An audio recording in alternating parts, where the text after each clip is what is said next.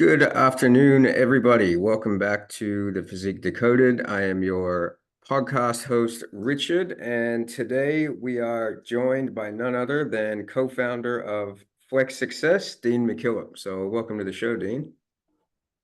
Thank you for having me back on, mate.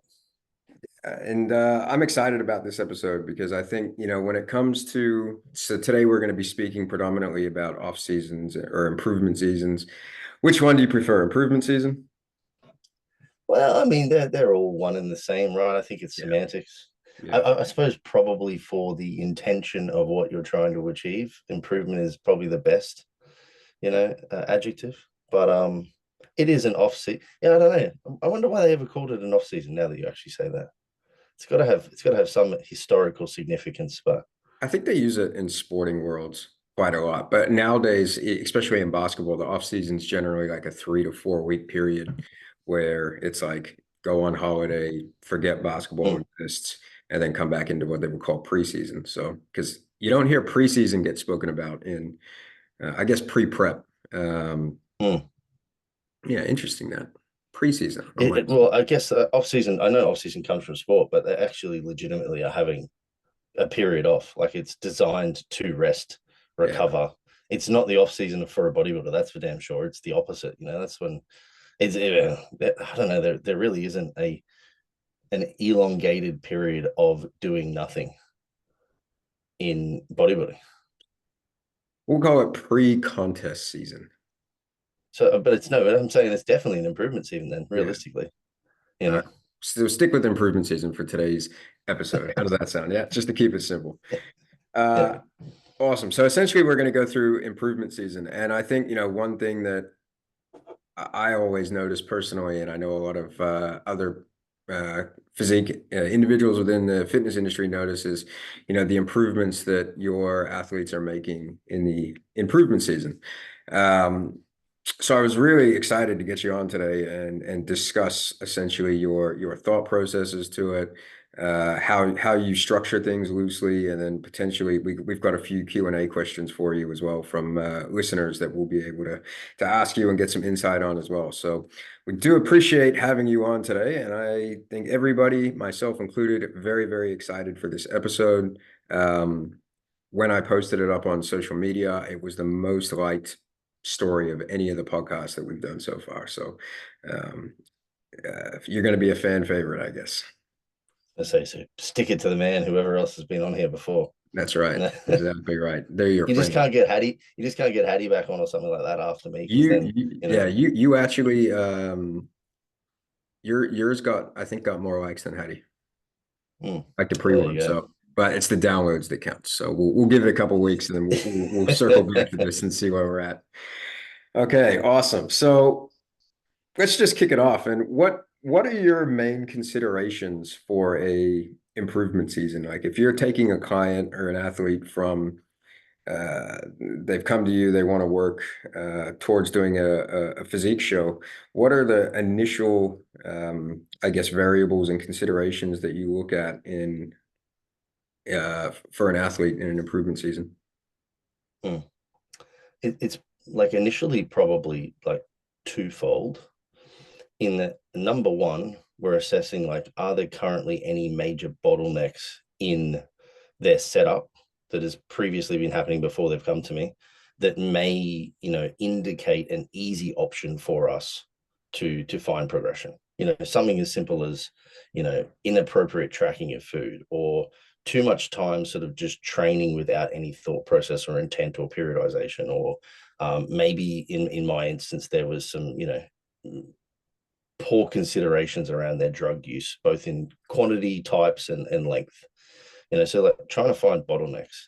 Then from there, it's like, all right, what actually needs to improve on the physique, and at what rate can we improve it to the level in which it will now no longer be a weakness, if we're looking at weaknesses from a physique development perspective, and then mapping that forward and going, ideal competition date may be this, but what is the realistic one in regards to how much time do we need to elucidate the results we need for you to then make a significant change? So it's like an assessment of the current physique and the environment, like I suppose you could say like the environment in totality, like their lifestyle setup, their food understanding, their micronutrient intakes, all of these sorts of things. And then it's mapping forwards and then backwards. When do you want to compete? When can you actually compete though, relative to what we need to achieve now? And then just like loosely planning that out. I think for the guys that have come to me over the last few years that have seen the most significant improvement from year to year has largely just come down to them having a much clearer understanding on where they want to go and therefore what they need to do each week in order for that result to occur 12 months, 18 months, 24 months down the track. That in of itself, I think, has been probably the biggest win for me, for most of my guys, is that they become long-term thinkers, but long-term thinkers with plans. Like I think a lot of guys say, I want to be bigger. Yeah, cool. Like that's a very, unmeasurable like end goal. Okay, well, I want to grow arms. All right. Well, how are you going to do that? What are the little like strings you need to pull on? What are the things you need to consider? And then when you do that, like how long does that take? And then what is the process we need to follow in order for that to be achieved? And just giving them like a clear sort of pathway, knowing full well that maybe there's some diversions along the way, or maybe we reach the goal quicker than we thought we would. But most guys are just going into the gym and eating the food and just like ending up at the end point of a growth phase or an improvement season, and not really like having any kind of metrics to determine the level of that success. And it's no wonder then I think the more advanced you get, the more focused you need to become, because the opportunity to get progression is more and more difficult as opposed to being a beginner. And most of the time I'm getting like these like advanced or semi-advanced intermediary guys that have done very well on their own just through hard work. But now it's when you take that hard work and you dial up the little sort of bits and pieces just to give it concentrated effort that the major results come. Interesting. Now, you spoke about just then about looking at metrics, which is actually going to be a great segue into essentially the next portion is what metrics are you looking at on a regular basis in terms of like an improvement season and like for example a growth phase? Like are you using like percentages of body weight, performance markers in the gym? Like what do you use to assess progressions in the improvement season? Yeah, cool. So from a training perspective, everyone's going to have like a beginning landmark of like training volume from a sets perspective, and that's relative to total sets across the course of the week, but also roughly total sets per muscle group. And over time, we're going to potentially look to leverage that and increase those, find their limits. I'm also very much interested though in load progression in that instance too. I don't think it all just comes down to doing more work, but rather like doing more effective work. They're the two primary sort of training metrics that I'm looking at. Are you getting stronger over time? And are you able to, or can you handle, or are you seeing benefit from escalating volume over time? And I'll start most individuals at the bare minimum at the beginning, even if they've come to me as like a high volume trainer or even as a low volume trainer. I'm going to sit them like somewhere in the lowest point and just try and dial up execution and all that kind of stuff.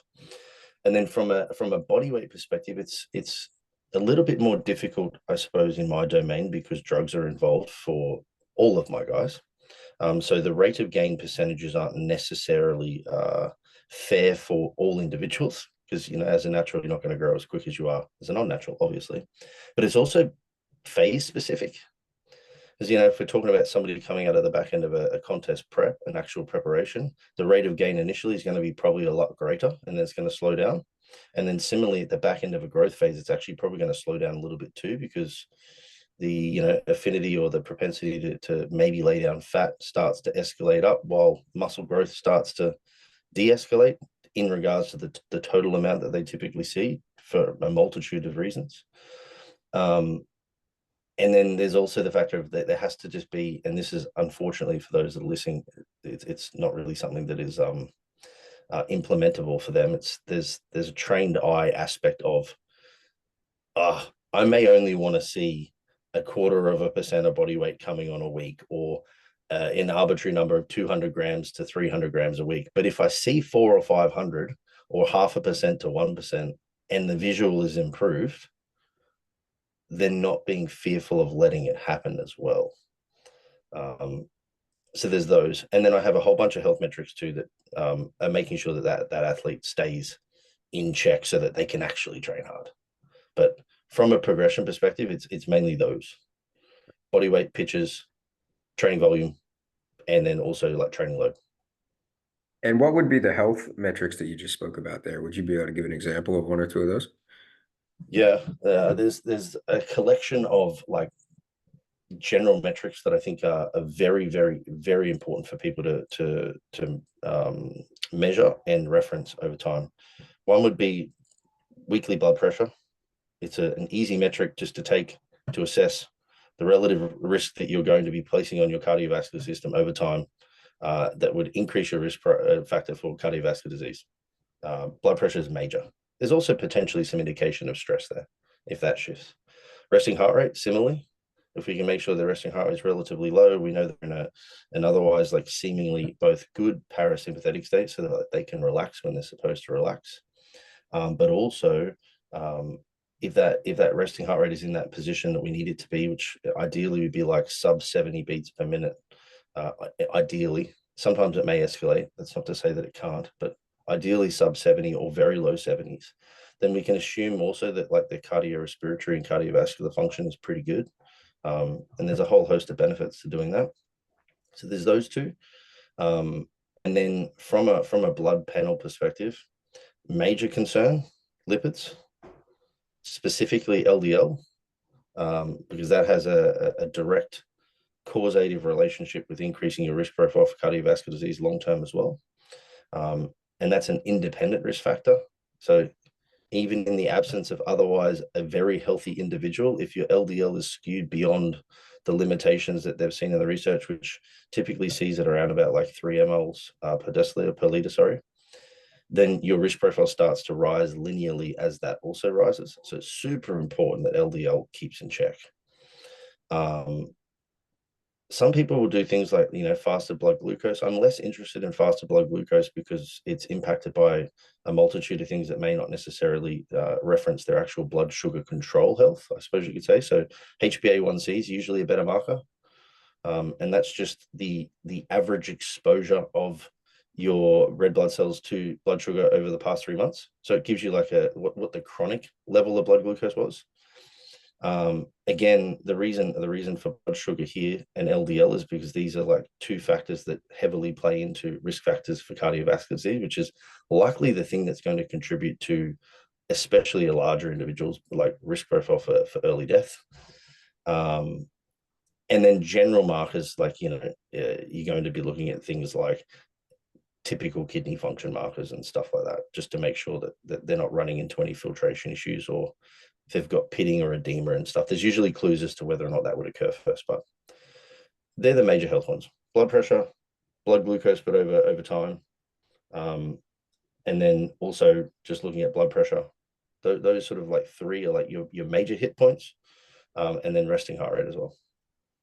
Yeah, from a personal standpoint with clients, I always find it really fascinating to see recoverability with resting heart rate and how linear those two are. And like, I think I did when I looked at the Joel Jamieson course for conditioning, which I did that course actually for sports athletes for conditioning for them. But then when we went through the general health guidelines, it was just that kind of like reiteration. And I was like, now I'm starting to apply this to physique athletes.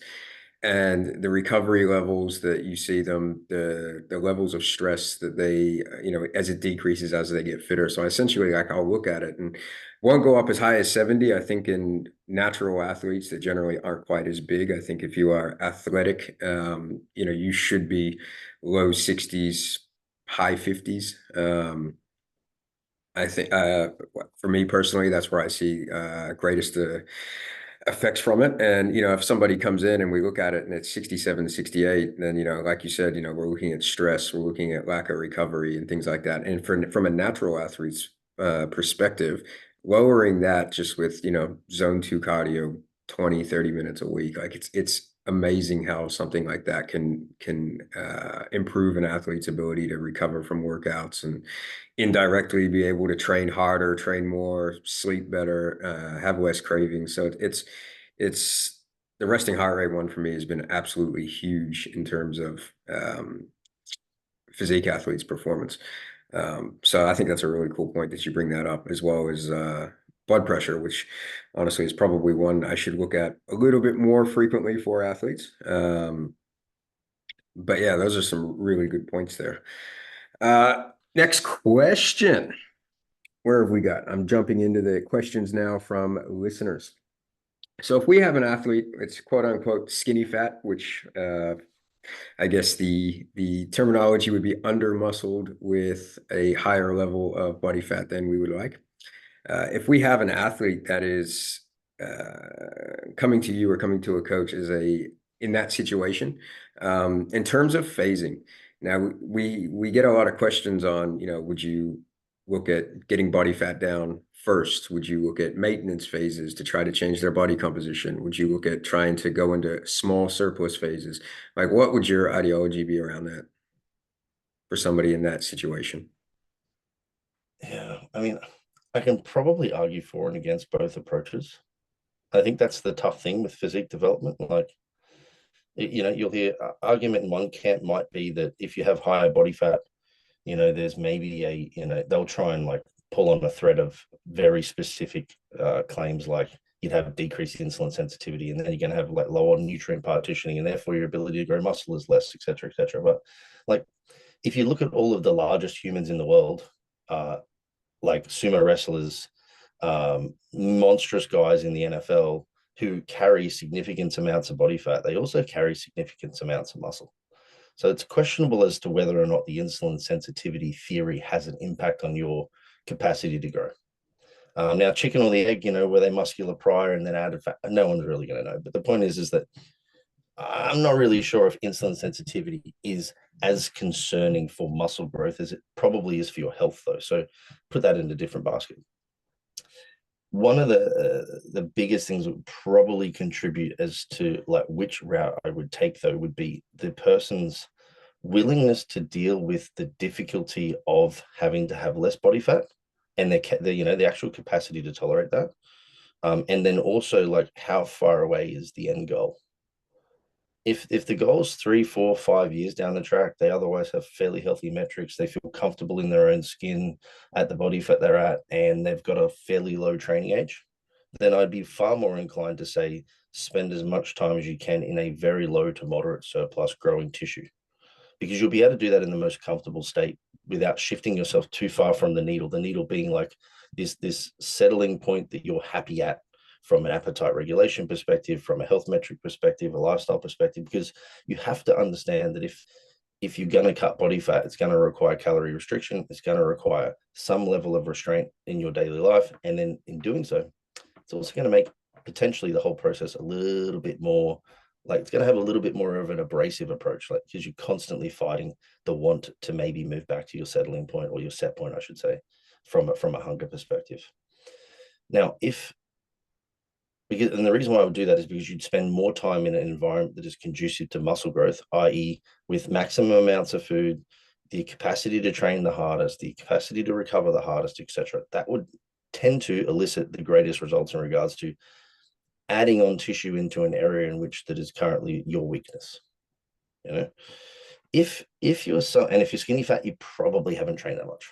That's the reality, and it's just a time game and a patience game. If you were somebody who though was otherwise like carrying enough muscle, and this isn't the question because they're not skinny fat technically, but they just have a higher body fat range, then I'd be more inclined to run something that is pushing towards pulling fat off maximally at a rate that is as tolerable as possible, as quick as possible, having them get to a point where we're like within striking distance of where we would be happy as a coach and as an individual, as an individually specific coach. I mean, that would be willing to prep that person in whatever your time frame is as you're comfortable with. Like Richard, you might like to prep your guys or girls over 24 to 26 weeks. I don't know. Pick a number, right? Some guys really are happy to push people for 12 to 14 weeks.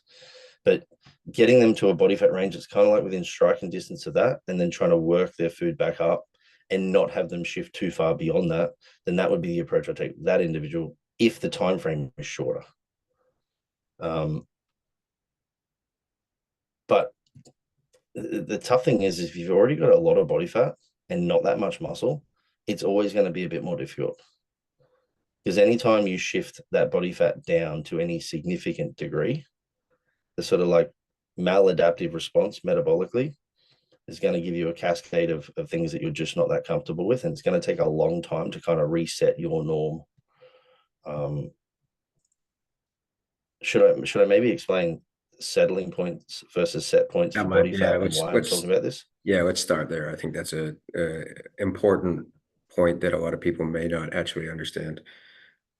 Yeah. So we have these like two theoretical models of body fat set points and settling points, whereby you will tend to see like metabolic maladaptation. And metabolic maladaptation, you can say, is like bad adaptation. And we can now just like narrow this down and say things like reduced recovery, impacts on hormonal health, increased hunger, decreased satiety, impacted sleep, like all of these things that, even decreased outputs, these things that your body does to try and stop you from losing more body fat. So everybody's going to have a current like set point. And that's a point in which your like body fat and or your body weight potentially, because there is maybe some feedback mechanisms on body weight, and not just body fat. But everyone's going to have a set point where they're basically happy and comfortable. If you were to like kind of just eat intuitively, you would theoretically just stay about here. You know, you're not that hungry, or you're hungry when you need to be. You don't overeat all the time, only semi occasionally. You otherwise have pretty good energy. Your sleep isn't disrupted. That's your current set point. As you like start to pull off body fat, there's going to be a point where you start to notice those maladaptations start to escalate, and then they kind of like feel like they go up linearly, and then they'll like almost like a U curve, they'll go real sharp, and all of a sudden you're like, whoa, I'm really hungry, my sleep's all messed up, etc. Right? Once you've gone beyond like that now you're in that phase of like your body is going to want you to put body fat back on. And then as let's just say you finish the dieting phase and you're moving your way back in, there can theoretically be a position somewhere between endpoint low body fat and starting point set point body fat, where you may be able to settle at a new body fat range that is tolerable. And over time, the theory is that if you stay there for long enough, maybe you can create a new set point there. So to put this in numbers, if this might make sense, let's just say someone starts their weight loss journey at 100 kilos, they end up at 80 kilos. Somewhere around maybe like the 90 kilos, just to pick an even number, they're going to find dieting pretty difficult. And then it's going to be a real struggle between 90 and 80. On the way back up from 80 to 90, it's also going to be like really difficult just to sort of shut those systems down, because they're going to be driving your will to eat. But there might be a point at like maybe 91, 92, 93, it could be 94, that you're like, I really like this look. I really like how I feel. I'm energetic, etc. The only thing that I don't like is that I'm kind of still a bit food focused. I'm never fully satiated. I have a little bit of reduced energy, but I'm otherwise feeling good. Theoretically, if you stay there for long enough, it should become your previous 100 kilo level of comfort. I personally have experienced this like coming off the back end of my comp prep 2 years ago. And it took about 6 months of like sitting at the new norm for that to become the new norm, and not me just being like, oh, if I just ate now, like intuitively and just like listen to my hunger signaling and all the rest of it, I would have ended up back at my previous set point of body fat. But now it's sitting lower. And about somewhere around that sort of 4 to 6 to 8 months is about what I found most individuals need in regards to time. So I suppose, to double this back to the question of like skinny fat, and I was saying like, would you cut or would you not? If you're like okay and you have the time and you'd like to sit at a lower body fat and it's tolerable, and you like have really good like behavioral systems set up and all this kind of stuff, maybe you could cut that weight and then try and sit there for a little bit longer, and you'd still be able to grow very well in that period. But yeah, that's that set point, settling point in a long-winded way, but I think it makes sense for people. Yeah, no, that was a very clear explanation. And I think, you people may not have known what it was, but when they, people that have prepped previously and they think about that and they come out of the show, go through their sort of health phase where they start bringing the weight back up. back to a more comfortable level, and more often than not, you'll see that you get comfortable at a lighter weight over time. And I think essentially in a roundabout way, you had a detailed description of what that was. Mm.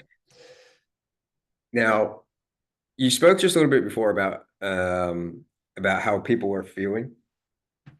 So I wanted to go through that a little bit because this is another really interesting point that I think a lot of coaches may struggle with is the psychological side of being in an improvement season. And, we look at potential rate of gain using photos, using maybe like a loose guide on weight and performance in the gym.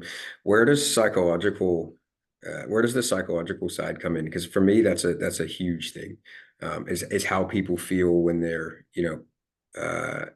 putting on body fat through an improvement season.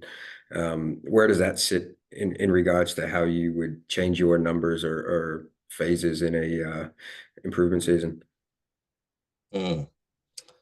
I think first and foremost, it's obviously important as a coach to recognize that everyone is their own person, and individually different people are going to cope differently. Surprisingly, different people cope differently, Richard, in case you weren't Imagine. aware, to varying levels of stress, and like training is a stress, eating is a stress, your social life is a stress potentially, how you feel all of these things sort of play in.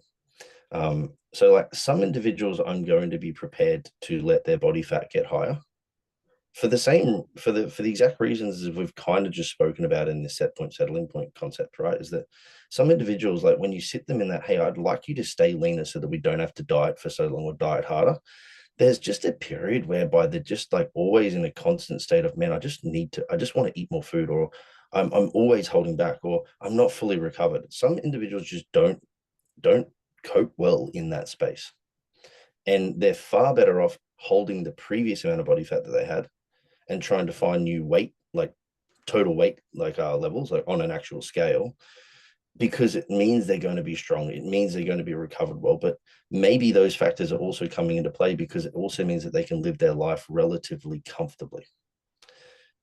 Conversely, you may have other individuals who really thrive in that midpoint of like being a little bit hungry, but still being very energetic. Now, anyone who's ever prepped before has gone from like a legitimate like improvement, like growth phase to a prep is going to know that at the back end of the growth phase, you feel terrible. Well, yeah, terrible is probably not fair. You shouldn't feel terrible, but like at least for my guys, we're talking about guys that are getting up to 110 and 115 kilograms. Like there's a lot of demand on that body, and it's tiresome. It's digestively tiresome. It's tiresome because you don't sleep that well potentially at the back end. It's tiresome just because it's just heavy weight to move. And then conversely, at the opposite end of the scale and prep, they're always tired, they're always hungry, and they're under recovered. But there's this period in the initial phase we start to pull weight off where people feel real good. There's more energy, even though they're technically eating less, and everyone associates eating more with having more energy. There's certainly a tipping point to this. And I think also, man, just to jump back to the beginning very quickly, I think this is one of the skills that I've just learned over time is like knowing how long you can push an individual for in those end phases before it goes too far to the point that you then have to spend a month recovering from a growth season before you can even get into the next phase. That is a skill too. Is that like I might want to push someone for 6 months, but maybe somebody is better at 4 months. So like learning the individual, and that I think actually comes down to this exact topic which you asked about, which is the psychology of it, and that is having the capacity just to constantly check in with that individual and make sure that they're coping with the process well. Um, I'm super fortunate enough now, and this is like a relatively new thing for us, but I'm super fortunate enough now to have Liz um, as a part of our team because she's now involved with athlete development for us, and we have the opportunity to lean on her to help our guys and girls in periods with like coaching specific problems, but that aren't necessarily like the ones that the coach who's just trying to get a body composition result as either most skilled at, or maybe the client doesn't like seek them out for. Like for example, I may have a client that has like a lot of difficulty with like not body dysmorphia, but certainly like some like harsh thoughts about how they look, and that may impact their capacity to go into a full growth phase because they're not happy about gaining body fat. It may also impact their ability to give me like really good quality accurate photos. Now, that obviously impedes my job as the physique coach. But am I the best skilled individual to maybe help this person through that psychological, bottleneck that I was talking about before? Maybe not. And so we lean on Liz for this now, and having the opportunity to like dip into the psychology there is incredibly important. Um, so I think the psychological component for us is really just trying to like find where your client is willing to go, but also understanding like what kind of personality traits they have, so that you're not pushing them in an inappropriate manner. You'd be familiar with this, like some individuals are just very good at just putting up and shutting up. And like on the surface, these are incredible clients. You say jump, they say how high. You say eat this, they say yes, sir, and they do everything. The problem with an individual that has that kind of like personality characteristic is they also don't usually tell you when they're struggling, which means you can run them into the hole. And then you got to fix that, and it's problematic. Conversely, you may have other individuals who are maybe a little bit rebellious. You say do this, they're like, yeah, no worries, and then they do something else. So now it's about like trying to manage each individual with varying approaches. Everyone's getting the same thing, right? Everyone's getting a food, like either macro target and or training. They're all getting the same things. It's how you like provide that to them, or how you sell that sort of concept, and how you communicate with that person, that I think will create the largest or the least amount of success.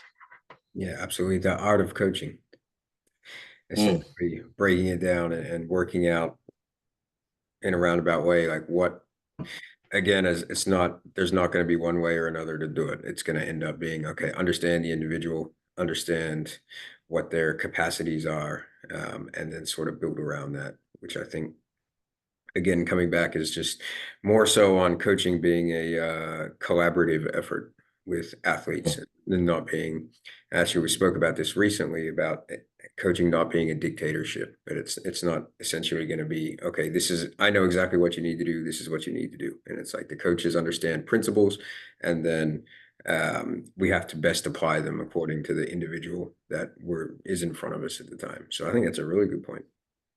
yeah, I think it's like the best way I've ever thought of it is it's like a respectful collaboration. Hmm. Because I think like the reason what I mean by that is this: a collaboration is typically like you go back and forth. It's usually maybe like from a hierarchical perspective a 50-50, like you're pretty even. I don't think it's advantageous for that to occur in a coach client relationship, because the coach should have a hierarchical sort of like level above, right? Because I mean otherwise you wouldn't be the coach. But it needs to be respectful, in that I respect that the client's opinions matter. I expect that the client has some insight into their own abilities and all the rest of it. But then similarly, the client respects that I more than likely have more knowledge on this. And that is maybe why we might be doing the following. And then you mold these two together. It's respectful collaboration. There is a hierarchical system still in play, but it's never at like you said, to the level of dictatorship where it's just you just do what you're told, because that shit just doesn't work, man. Well, it does for some people, but it's not going to work for everyone. That's the whole point. Yeah, it's a very small personality type that I think we don't see a lot of, especially in this sport. But yeah, but again, it's the same sort of thing, right? It's just being empathetic um, towards the athletes and their feelings, I think, which is also a really important part. Now, everything in physique development and anything essentially in the fitness industry and beyond is contextual. It's not black or white. So I'm going to ask this question and we're going to try to make it as black and white as possible, but we'll explain some outliers, hopefully. Um, what in athletes, like what would be a enhanced versus non-enhanced? What would be a respectable level of uh, stage weight that you could see as an increase, through an improvement season? Let's just say if it's time dependent, we'll say 12 months. Like if we had 12 months, what enhanced versus non-enhanced, and completely understand there's a lot of genetic factors that are going to come into play with this. Different people grow muscle at different levels, but if we had to have a range where if it's outside of these two ranges, we're going to be pleasantly shocked or surprisingly shocked. Like what would you say in your experience are averages that you would see? All right, let's also remove beginners because they are legitimately the outlier. Yep. And maybe let's also remove like very well established, advanced, long-term competitors too, because they're kind of at the opposite end of the spectrum, right? Like the first one they can grow a lot, the second one they can grow very little Yep. because there's caps, you know. With a 12-month period to grow, um, assuming that you're not doing anything silly with drugs, and you've obviously been previously exposed to them before, so it's not novel. I think if you can step on stage in the same conditions, so we're talking about lean tissue accumulation, uh, at 2 kilos or above for an unenhanced individual, you've done pretty damn well. I think if you're getting on stage in the sort of 4 kilo range, it means you've absolutely nailed that last 12 months. Um, there's not that many people that can achieve that. And just to reference this for people that listen to pro bodybuilders, like you don't typically hear a pro bodybuilder saying that they're 10 pounds heavier on stage from season to season. And that's what 4 kilos is essentially. So like I think if you can do that, you've done exceptionally well. But if you can get 2 kilos, even a kilo, honestly, you've done pretty damn well. I think for naturals, once you get through that beginner phase, I don't think you should actually be worried too much about getting on stage ever heavier, as much as you should just getting on stage with an improved look. Now you may end up heavier towards the back end with manipulation of like how you either peak or how you reverse into a show or whatever that may be. But that's like an energy availability manipulation, not necessarily a lean tissue achievement. I think most guys that are natural will probably end up in a fairly similar spot once at their lowest weigh in, but they may end up in slightly different spots on stage depending on how they've managed the fatigue and that carb up process. But I mean, if you're a natty and you've gained a kilo of stage weight after that period of time, yeah, you're up there with the elite kind. Realistically, I don't know. That's more your domain than mine. What's your experience? I always find it interesting that and what you had just said there was when you nailed it is, oh, I've had the last couple of years, I've had some athletes that have actually come on stage a couple kilos lighter. Mm-hmm. And again, like you said, like looking at that whole the mindset of like I need to be heavier on stage. I more frequently see people that use that as a metric get on stage softer with a worse look because I think they're chasing. In I've got in two to all three kilos. federations. Yeah, I've got 2 to 3 kilos of extra weight, and it's like, yeah, but if you had two or three extra from your or two or three less from your last show, you would have actually brought a better physique. So I've had a few in recent times that we've brought in much better condition, had a lot more pop to them, and they were a couple kilos lighter. But for me, it was a better look, and placings had shown that as well. But yeah, look, if I've had a couple athletes be, 2.5 kilos in 18 months. Bear in mind, they are what I would like to consider genetical outliers. Very Mm-hmm. muscular, respond very well to any type of training, and generally just tend to grow. But it's an interesting point when you say that. I'll go back to the non-naturals, but with non-enhanced clients, it's because the tissue gain is so insignificant from like a 12-month period. You may be a kilo heavier or a kilo lighter, varying on your carbohydrate intake in the last week and what you might think looks better on the person. Um, and it's just like such, water. If you have more glycogen in your body and your water intake is a little bit higher, you're a little bit fuller. That can be the same amount of weight that you can change in 2 or 3 days that you could considerably change in lean muscle tissue over the entire year. Mm, So absolutely, yeah. yeah, so it's an interesting one. So I really actually really like the fact there that you're saying not to measure it necessarily on weight, but to measure it on look, because I think that's a far more accurate demonstration of if you've improved or not on from season to season in bodybuilding. Yeah. No, I 100% agree. I think, I mean, I've said this for so many years now. Like, as a person who started out in the industry, kind of looking up to like natural bodybuilders and like, dipping my toes into that side of training initially, of course, and like really leaning into those educators in that space. The one thing that they don't get wrong is the recognition that condition is necessary in order for them to even give themselves an opportunity for success. And I think, by virtue of a guy taking performance enhancing drugs to be larger, you're already up against that psychological battle as a prep coach with somebody who's using drugs to compete in bodybuilding, because they're taking them to be bigger than they naturally can. And then by default of asking them to diet, there is going to be a fear of getting lighter to a degree. What I would argue is that you should have a greater fear of getting on stage fat than you should getting on light, because light doesn't mean small, you know. Light is just a representation of how your body and gravity is acting on a scale, right? It literally means fuck all. Now, it is an interesting metric to refer to, and I will certainly refer to it myself, because sometimes it's like a great, objective measure to say, look at the success of this athlete over the last 18 months.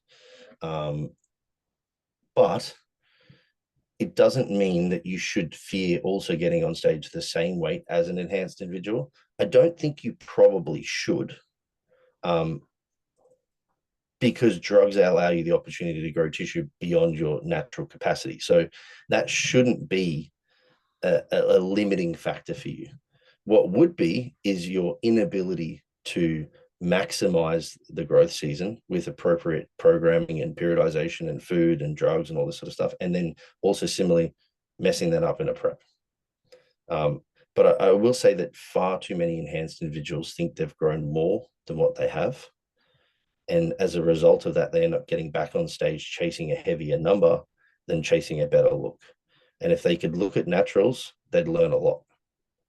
They would learn a lot. They would also learn very quickly that there's natty guys that are eating very few calories, training incredibly hard, who do not lose that much muscle tissue.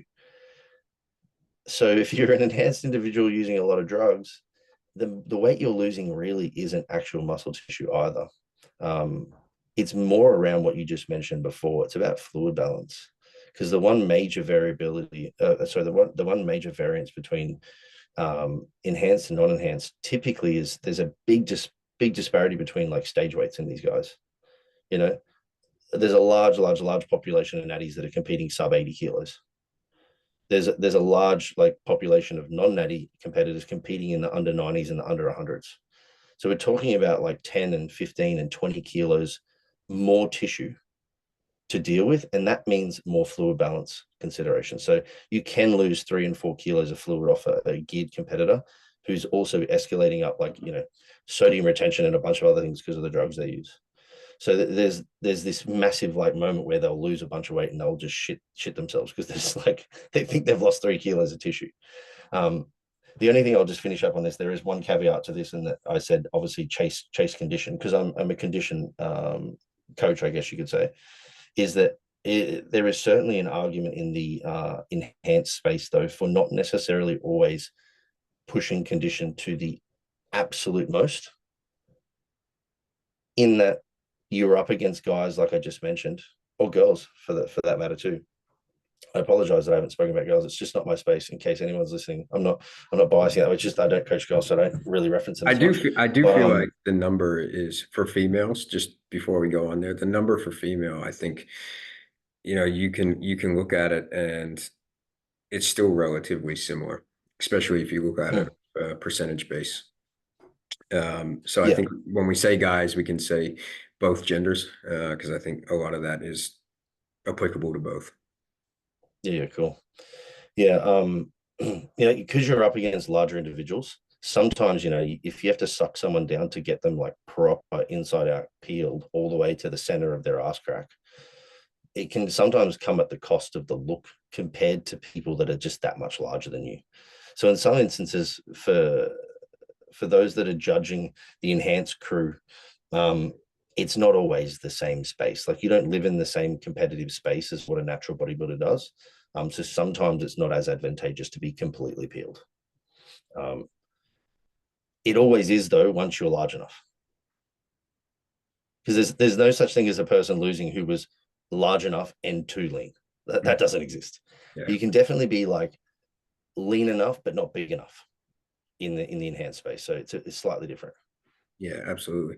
And just to circle back on the weight thing, I think we used like when we looked at it a few times, like I always try to use like an analogy towards training with the body weight. Like if you're chasing getting heavier, but you get on stage and you think you could have been leaner.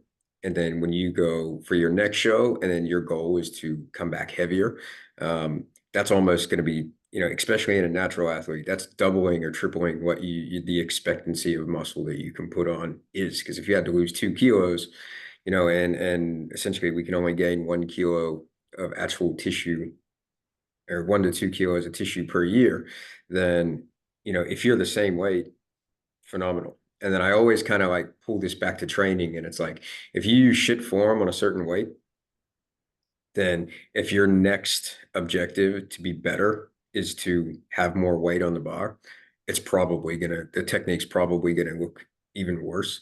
So it's a similar sort of thing where it's like, okay, if we didn't have it right the first time, then it's not necessarily a metric that we want to be basing our next look off, if that makes sense. Is that something you'd agree with? Yeah. Yeah. If you weren't lean enough at 80 kilos and you want to get back on stage next year at 82 kilos, the reality is that you're probably 78 kilos, which means you need to gain 4. Like you said, it doubles up. Doesn't work. Yeah. And Yeah. that's So that's like go on. I was going to say, so from your training analogy there, it would be fix the technique first, re-escalate the load second. And in this instance, it's fix the condition first, re-escalate the load second. It's the same. Yeah, absolutely. And I think, that's hard to do in enhanced athletes. Like as you said with the numbers before, if you're can accumulate 4 or 5 kilos of tissue in a year, doing everything 100% perfectly, let alone natural athletes. But when you're an enhanced athlete, those numbers are, you know, everything has to go well, including probably genetics to be able to essentially do that. Mm. Oh yeah.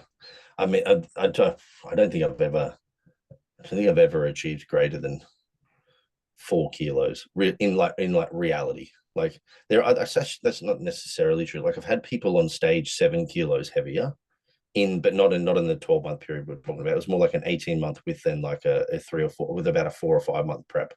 So we've elongated it a little bit further. But so you might be able to say like an average of like 6 months of growing for an enhanced competitor. You could appreciably gain 1 to 2 kilos of stage weight in the same condition if all variables are nailed. Yeah. Yeah, absolutely. It's except for Tom Stanley, he's a genetic outlier.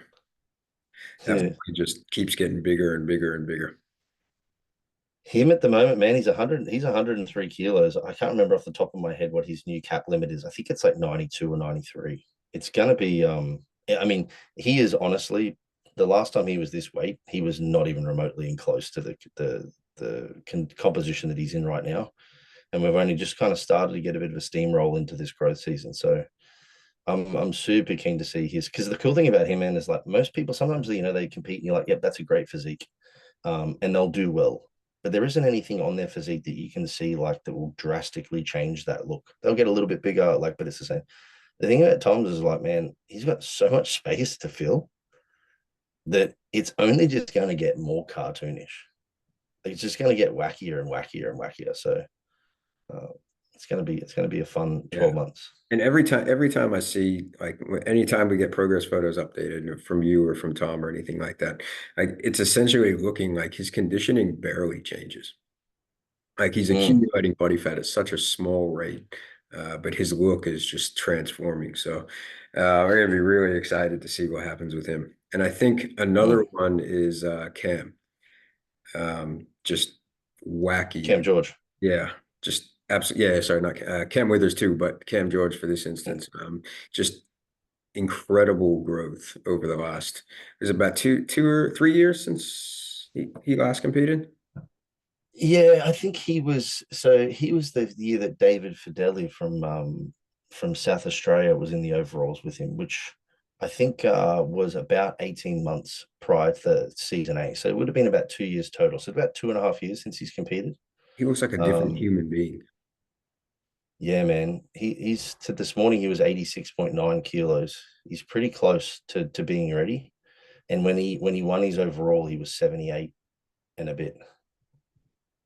I remember him competing with So my brother Will. Like yeah, we were talking about this. he was 72 kilos at that show. Yeah, crazy. So he's got 15 kilos of stage weight added. Yeah, and I remember when he won that pro, like I remember even Tony Doherty saying, "Man, you don't need to do much, just like a couple kilos. Like you don't need to do much, like you know."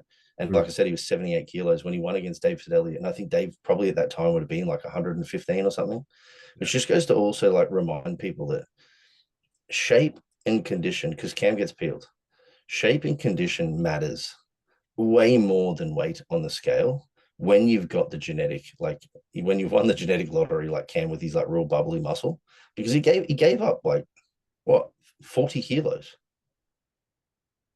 which is crazy to think that he beat a guy of that size. absolutely. But yeah, man, the 2-on-2 this year is super, super competitive. It's going to be a real, real cool show. Um, it's two shows. You got Tampa and then Texas. I'm really looking forward to it, and then it's it's not only that, it's myself, Cam, Alex, and then Alex Connors, my client. He's significantly larger than he's ever been. Plus, his missus Tash is competing in season B, and then she's going to go do the America shows. I'm going to give her a quick shout out because she's one of those, I'm going to say this, assholes who was like a competitive high level CrossFitter. So she's a beginner figure competitor, but like she's got an elite tier physique, and she's going to step on stage in season B when most people are like kind of like dipping their toes in the water, and they're going to be like, "What the fuck is that?" That's not a first timer. Um, yeah, first timer on stage, but not a first timer physique for sure. And just circling back, right? Like I just want to reiterate this as well, because I think this is such an important point about going for the look over going for uh trying to make sure you use a scale weight to be heavier as a metric for progression is that year that Cam and my brother competed. So you said Cam was Mm-hmm. 72 kilos. And Will made it in classic physique. Will made it to the overall. He won his open class, and he was like 68 or low 68s, high 67 kilos. But I mean, if you took a photo of him by himself and looked at it, you would think he was 80 kilos plus. Oh yeah, man. Another great representation of this is oh, I've just gone blank on his damn name, so I'll just forget it. No, Liam Cherry. Sorry, Liam, if you ever listening, I don't even. Liam Cherry, like when he won his shows with Brandon, like I remember he competed under 70s or under 80s at the Arnold's as an addy, and man, he held his own. Like just because it's just so much muscle on that physique. And when he Um, when he competed in he that same season, he competed in Sydney at the ICN Nationals in mhm. bodybuilding, and he just blew. Like it was a race for second. Um, Yeah, yeah, absolutely. So again, yeah, muscle bellies, genetic lottery, structure and condition, all vital things, yeah. which usually anyone being coached by Brandon Kempter is going to come in and in the natural world is coming in insanely good condition. So shout out to Brandon. Absolutely. But yeah, just finishing up, I guess, going through these off seasons. What one thing I just wanted to touch on towards the back end of this when off seasons are finishing up and we're getting into prep. What range do you like to see athletes in at the end of a off season and sort of time to prepare for a show? Like if you could have the perfect scenario, I know obviously there's going to be outliers and some people are going to be higher body, like everything we've spoken about today. But like if you were to talk to somebody that's a relatively new competitor or coach now, and they were to ask you like, how far striking distance should someone be to a show at the end of their off season? And what do you think is a respectable amount of time to have a dieting phase for the end of the show? Mm.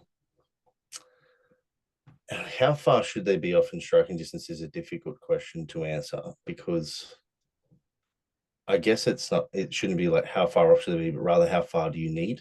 Mhm. So objectively, I'd rather look at it kind of more like that. I don't think you should, at least in the enhanced phase, certainly shouldn't need more than 16 weeks worth of dieting, but that doesn't mean that you should only take 16 weeks of dieting. Like if we were to look at someone's body fat and say, how long would it take me to get you ready without having to do anything drastic? then I might say like, I'd like 16 weeks. But again, that doesn't mean that that's how much I'd be willing to take, because that might actually end up being like 24 weeks. Yeah. If I was to give you my most ideal scenario Yep. for an enhanced athlete, would actually be that they finish like a growth phase somewhere around about the sort of mid 30 weeks out. They would have a period of just like maintenance and just settling in and just like letting that growth phase sort of do its thing, washing off a little bit of fatigue and being happy. I then would like to diet them for like pretty hard for 8 weeks.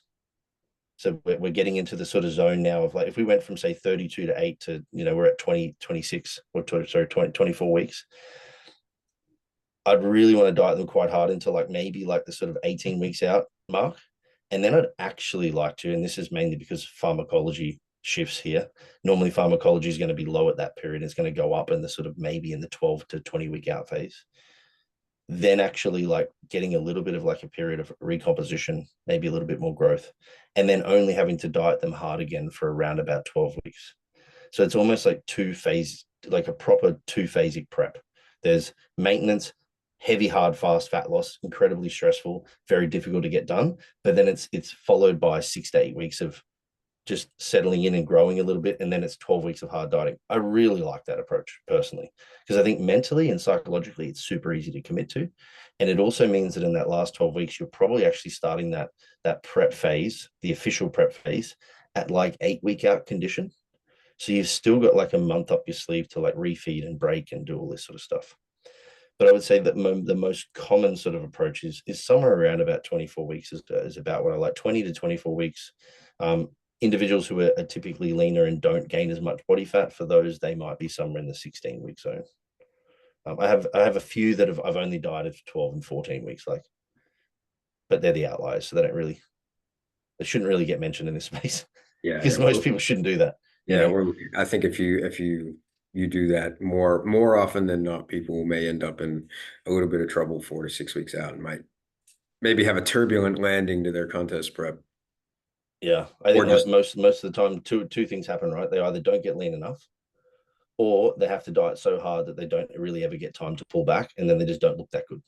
Hmm. So like, and then the third option is that it's a success, but you're basically looking at like what a 33% chance. Whereas give yourself more time, the better off you'll be. Yeah. And I also would say this for people that are thinking about like when should I start. I think you can do this. There's two things that I would consider. Objectively, you could look at this, or you could look at this objectively. Is probably better English. How much do you think you need to lose? To get in stage condition.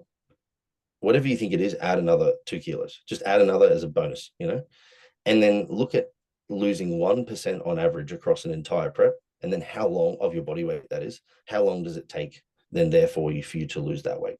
If you need to lose 10 kilos, you are 100 kilos, 1%, 1 kilo a week. Technically, you could do that in 10 weeks, right? So, and that's factoring in that extra 2 kilo bonus. That's the objective way that you could look at it.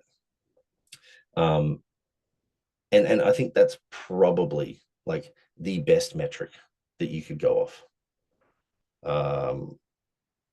Something else I was going to say, but I blanked on what I was going to say for that.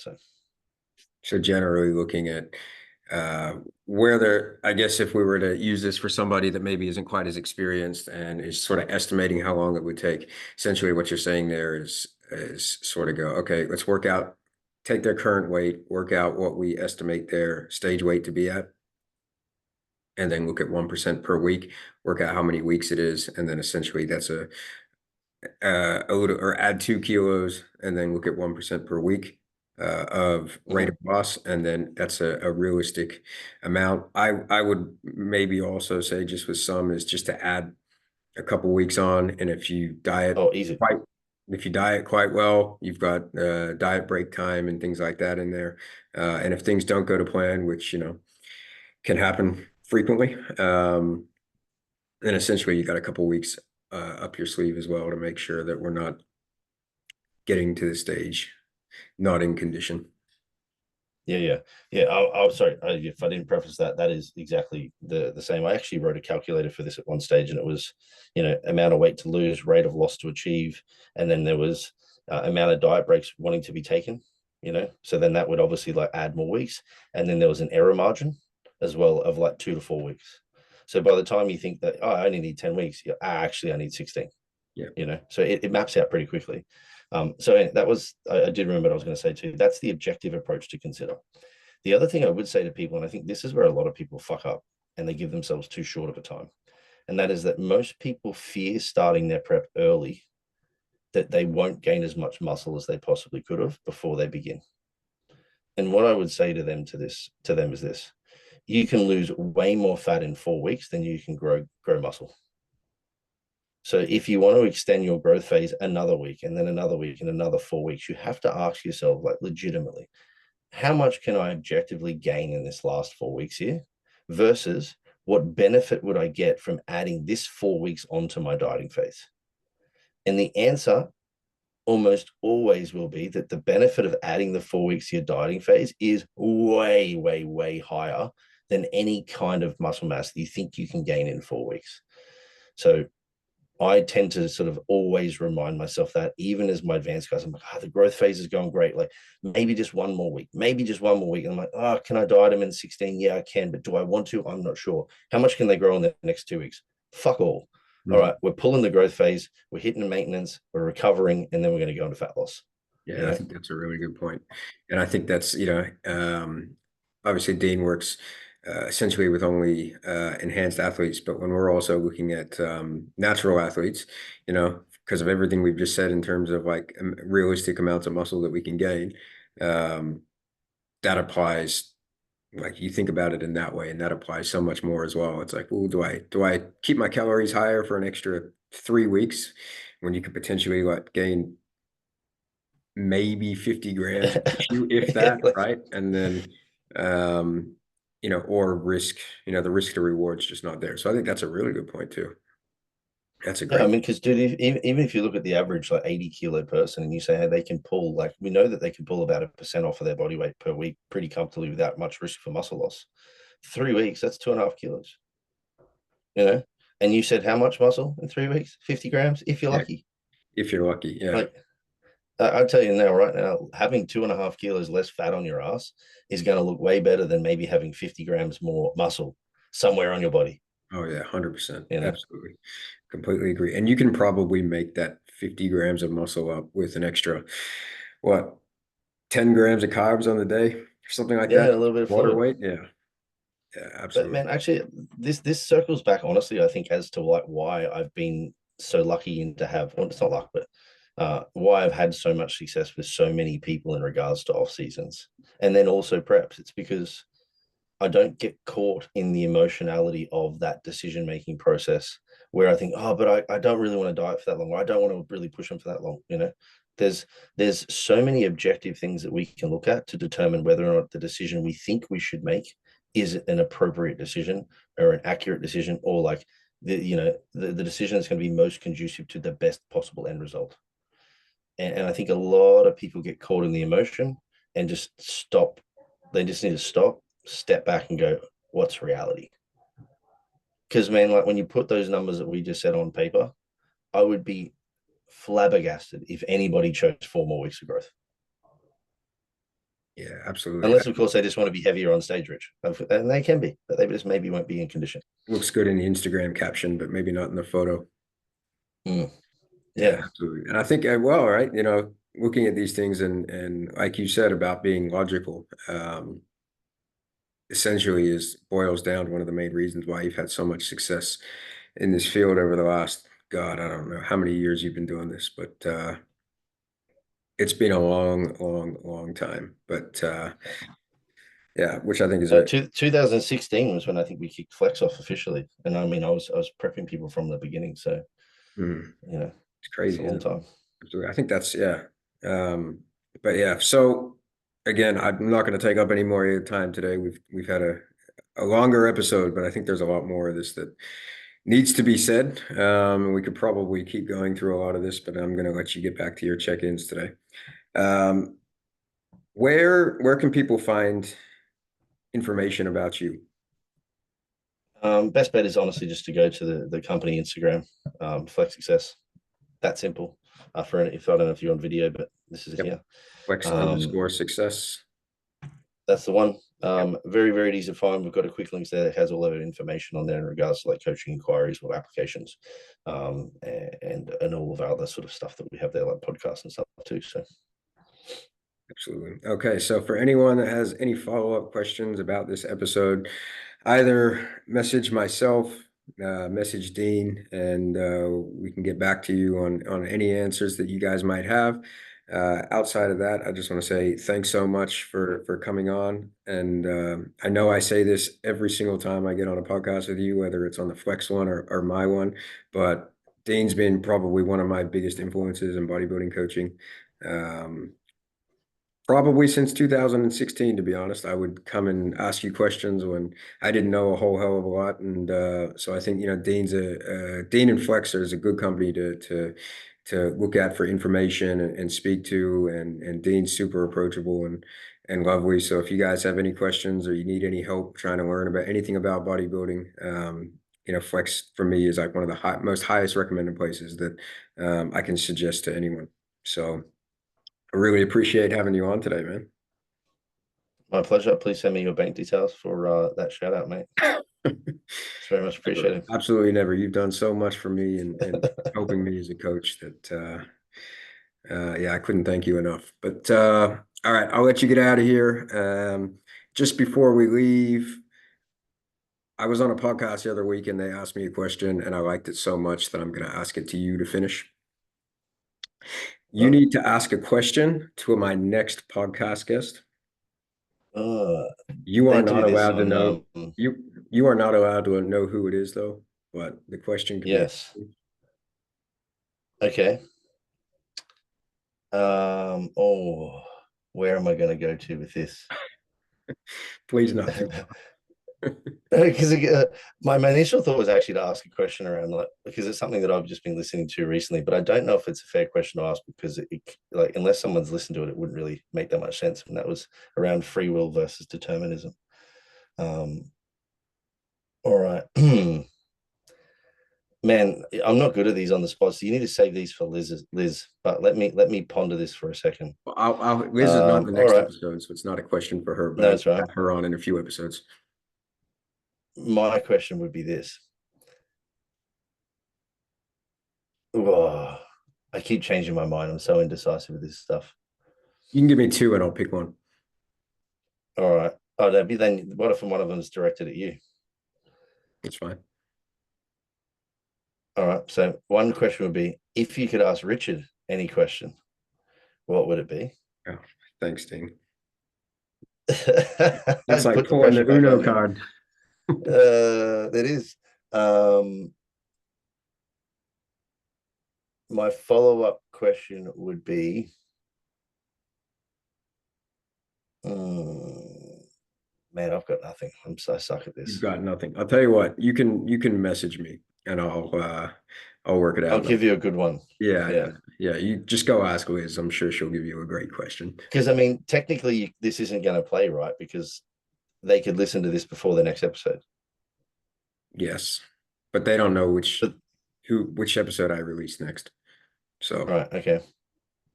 All right, fair you can enough. get Yeah, back to I'm me going to on that think if of you an want. actual good one. I'm going to All give it right. to you. All right, cool. All right. Excellent.